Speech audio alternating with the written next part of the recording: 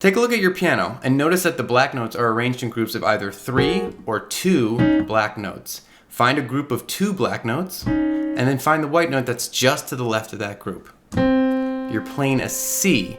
The one in the middle of the keyboard is middle C. Find all of the C's as fast as you can on the piano and say C when you play the note. C, C, C, C, C, C, C, C. Start from a C and play all of the white notes to the right in order until you hit another C, like this. You just played a C major scale. Now we're gonna add numbers. Play the C major scale that I just showed you, but count to the number 8 every time you play a note, like this. 1, 2, 3, 4, 5, 6, 7, 8. Make a W with your fingers, and you're gonna put those right down on the keyboard. Make sure the leftmost finger of the W is on the C, and skip every other white note. You're playing a C major chord here, and if you keep moving this W to the right, one note at a time, like this, you're gonna play a whole bunch of what are called diatonic chords. And you get to the C at the end there. Now we're gonna play chord progressions using those scale degrees that we talked about earlier and those W chords. So make sure that your leftmost finger in the W chord is playing a sequence of numbers that I'm gonna give you now. So for this example, I'm gonna give you the sequence 1, 5, 6, 4. So if we think about the scale degrees of the keyboard, 1, 2, 3, 4, 5, 6, 4.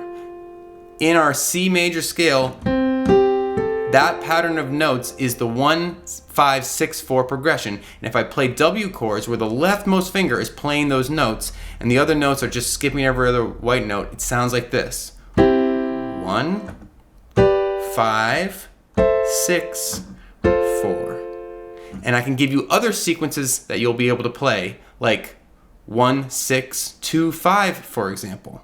1, 6, 2, 5. Instead of playing those W chords with your 2, 3, and 4 fingers, as we say in piano, you might want to use your 1, 3, and 5 fingers. It'll be a little bit easier on your hand, like this. And I'll bring these notes out of the way just so you can see what that looks like, these fingers. So now you can play all of your chords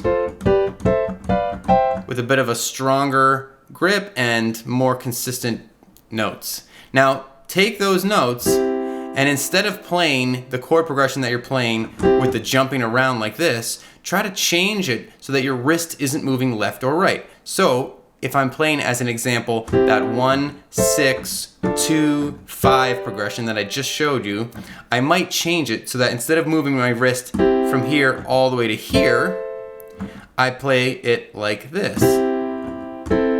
And the way I was able to do that was by thinking about what notes were in this 6th scale degree chord, this A minor, and bringing them closer by dropping them down an octave. So this high E here, I can play it an octave lower here.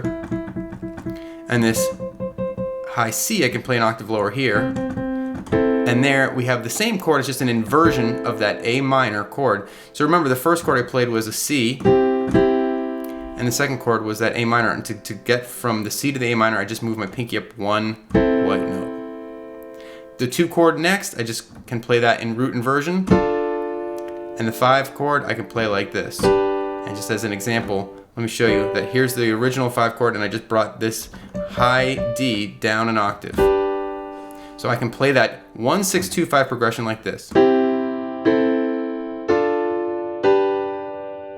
Now we're going to add the 7th scale degree into our chord. So essentially each chord will have 4 notes instead of 3. And it's really as simple as just skipping over an extra white note and adding that note. So our C becomes a C major 7 chord. You don't need to know the quality necessarily, but notice that I skipped one white note and added a 4th note there on the 7th scale degree. And if I play my 1, 6, 2, 5 progression that I just showed you a couple of times, but use 7th chords instead of the 3-note chords that we played at first, you'll get a much richer, jazzier sound. I'm still going to be jumping around for this example, but watch what happens when I add that 7. 1, 6, 2, 5. All right, now we're going to invert those chords. We can invert 4-note chords just like we can invert 3-note chords. You can move any note down or up an octave to change the order that the notes were played and locate the chord in a more convenient spot for your hand. So if we're playing a 1, 6, 2, 5 progression and I want to minimize how much my wrist moves left and right, I might play it like this. So here's the first chord. We know that our second chord is going to have these notes in it. So I'm going to move the G down, I'm going to move the E down, and I'm going to move the C down. So my first 2 chords sound like this. Now the third chord in that progression is already very close. That D minor dominant 7, D minor 7 is already close to the one I'm playing, so I don't need to change it at all. And the 5th scale degree, the 5th chord, the 5 chord, we can bring this F down and we can bring this D down, and then we see that this chord is very close to the one we just played. So we have something that looks like this.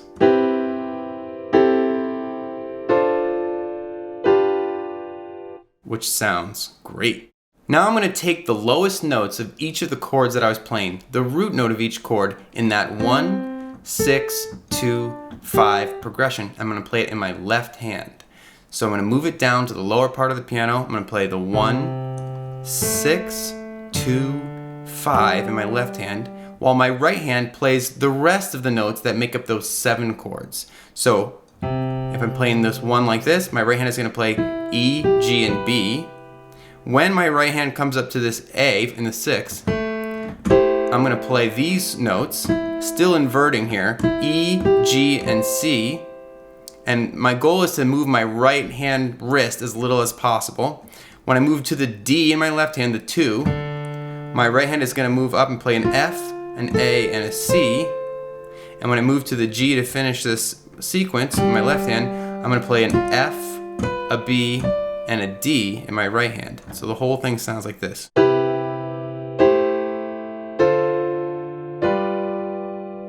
Now let's vary the rhythm so it's a little less boring. Something like this. We can make the bass sound more interesting by thinking about each of the 4 notes the left hand is playing, that C, A, D, G, as target notes. And we can play half steps that are a little bit above or a little bit below the target note right before we get to the target note. So we get something that sounds like this. A little bit higher into the A, a little bit lower into the D, a little bit higher into the G, for example, a little bit lower into the C. And you can mix and match whether you're coming from above or below with those half steps into the target note, chromatic notes. So you might get something that sounds like this.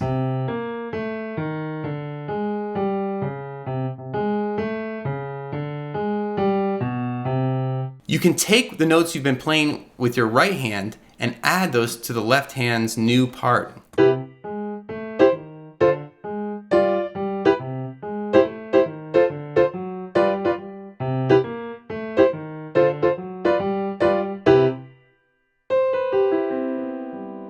If we play what's called the C minor blues scale in the right hand, we can now solo over the bass movement in our left hand. And the way to think about that is to just see these 2 triangles on your keyboard that are encased by those C's on your major scale. So C, E flat, F, G, B flat, and the C. And the one note that's right in the middle there, call it an F sharp or a G flat. I'll call it a G flat.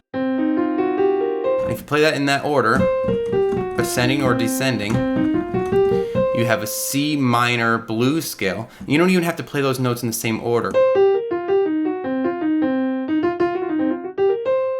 Now, if we play what we were working on with our left hand and that C minor blues scale on our right hand, we get something that sounds kind of like this.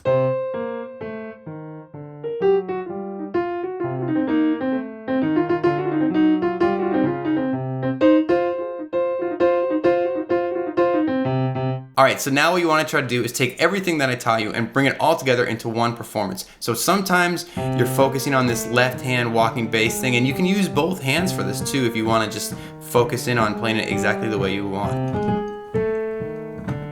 Little variations on the basic idea that I showed you. And sometimes you're playing chords in your right hand.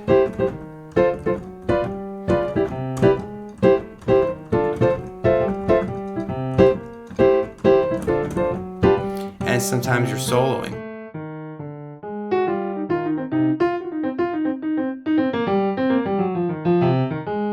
And you want to try to find a way to smoothly transition between these things or do multiple things at the same time.